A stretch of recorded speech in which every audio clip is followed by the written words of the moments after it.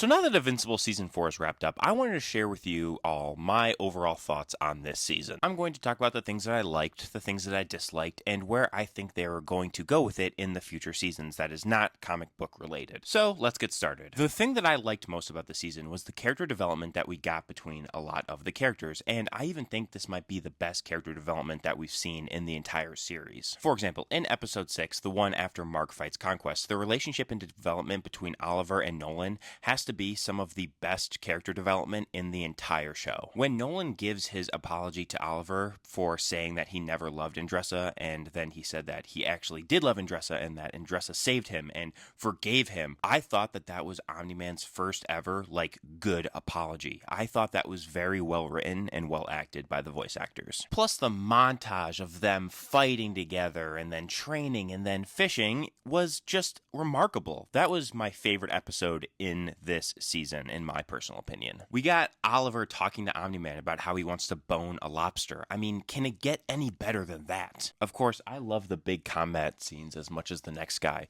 but personally, I think that the development and the character moments are the coolest part of the show and what I think is the best to watch. I also really enjoyed seeing Nolan's backstory. I think that the coolest part about that episode was the fact that we got to see that Nolan has always been empathetic. For example, when he's training the Viltrumite children, he gives one of those girls that couldn't answer the question a second chance. How many Viltrumites give people a second chance? He also has a visible reaction when he is laying down and he sees the woman who is next to him die, and he has another reaction when he sees his father dead. How many Viltrumites actually get sad when somebody's dead? In that very same episode, we see Omni-Man's mom say, "I never want to see you again," to young Omni-Man and her supposed husband. The Viltrumite Empire is not very lovey-dovey, so the fact that Omni-Man has always sort of had these emotions, I think makes his character much more interesting. I also loved the moments between Alan and Omni-Man. Their interactions and their duo was, in my opinion, the best duo of this season, and I really liked how they were going on their little fetch quest mission together. Another highlight of this season was Debbie and Omni-Man's first interaction since Chicago. She really let him have it. I loved the line where she said, "You killed my husband." That line was super cold, and if you think about it, yeah, it makes sense. It kind of sucks to feel like they're probably going to get better, but I'll expand on that in a bit. And last but not least, I think the MVP of this season goes to my boy, Thrag. I don't think I have ever seen somebody go from so many fraud allegations and then just instantly shut them all down as quickly as he does. And I'm not gonna lie, I was one of them. When Nolan, Mark, and Oliver go to Threscia for the first time and kind of just wipe the floor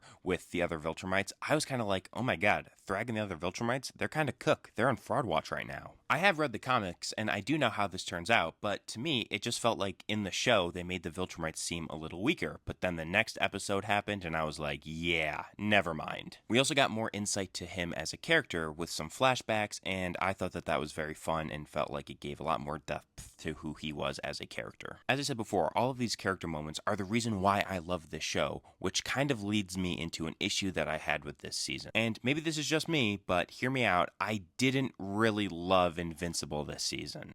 Oh, brother, this guy stinks! Okay, just hear me out. I felt like Mark was just a little bit boring. Now, don't get me wrong, I love the show. I actually think this show helped combat a lot of the superhero fatigue that we were facing after Avengers Endgame and before James Gunn started releasing the DCU movies. For a while, Invincible was like the only superhero product that I was looking forward to, and Mark is a huge part of that. In season 1, I loved watching Mark get his superpowers for the first time, him trying to be a hero, experiencing all of these amazing things, his relationship with Amber. I know Amber kind of gets crapped on a little bit, but I actually thought that their relationship before the whole, I always knew you were invincible, I thought that relationship was pretty good and pretty fun to watch. In season 2, we got to see Invincible and Omni-Man's relationship develop when they see each other after Chicago. That was a lot of fun. Mark in season 3 was also super fun. We got to see him and Eve get together for the first time, which I was super stoked about. We got to see him and Rex's friendship blossom, which was also very, very fun. I mean, that scene with the JoJo song playing and him and Eve flying around, that was so good. I was so happy. However, in this season, I just felt like Mark wasn't as fun to watch as he was in the previous seasons or as the other characters in this season.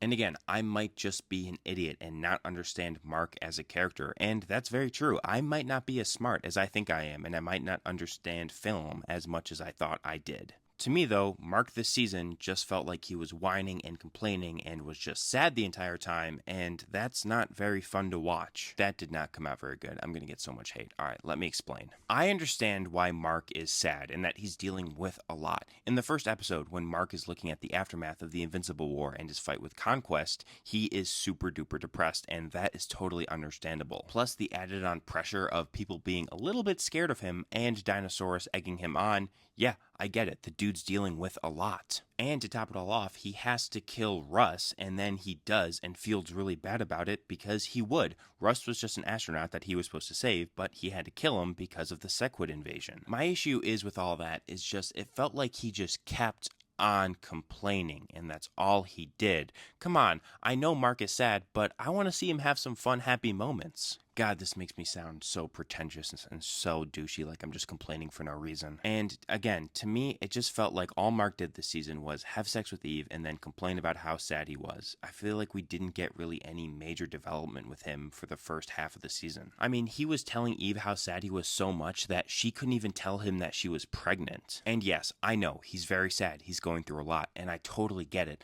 I just want to see Mark having fun and being happy because to me, that is interesting, and then it balances out some of the sad stuff, because if I just keep getting sad stuff, it's gonna make me bummed out. Like, I know Mark is sad, and I know they don't care about if I'm bummed out or not. I just had a lot more fun watching the episodes this season where Mark wasn't involved and he wasn't just dragging everybody down by talking about how sad he was. I will say, I really did enjoy the final episode. I thought that was the best depiction of Mark. Yeah, he was sad in that episode, but I think giving him PTSD and actually having him talk through his issues, trying to get better, and trying to have fun was much more interesting than him just having sex with Eve and then being like, I'm so sad. And you know what? I might be wrong here. I might just be an idiot and I just don't understand the episode. And if that's the case, please let me know and please tell me your opinion about this matter. I just want to see Mark having a good time, you know?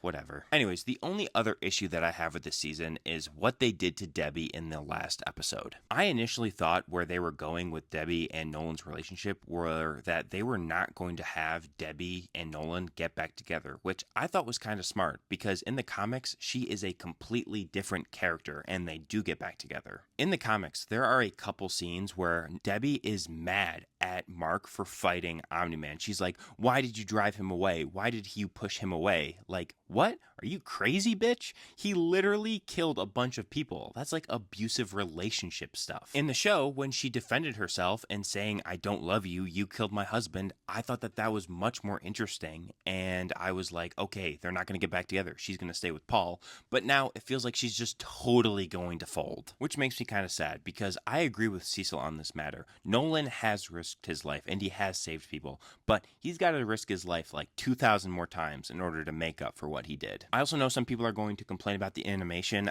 I don't really mind it that much. They only have like a year to work on the animation, so I thought it was fine for, what they had to do. Of course, I would love better animation, but in order for that to happen, we'd have to wait longer in between seasons, and I know a lot of people are going to hate that. So where are they going to go next in the upcoming season? I know the comics are out, so obviously you can be like, well, I've read the comics, I know what's going to happen, but I do think they're going to expand on some stuff. I do think they're going to expand on the robot arcs and the Dinosaurus arcs, and I also think they're going to expand on the Alan the Alien arcs and Omni-Man, because people really, really like them together, and people really want to see more of them and more of the Terrestria stuff. So overall, I really like this season. I mean, Invincible is such a good show, and I love every single season that they put up. Sure, there's stuff out there that I didn't like, but you know what? Who cares? I would rate this season a very solid 8 out of 10. But as always, that's just my take. Thank you all so much for watching. I really appreciate every single one of you taking your time out of your day to watch me yap about Invincible. It means so much to me that some people actually like my content, and people who don't like my content,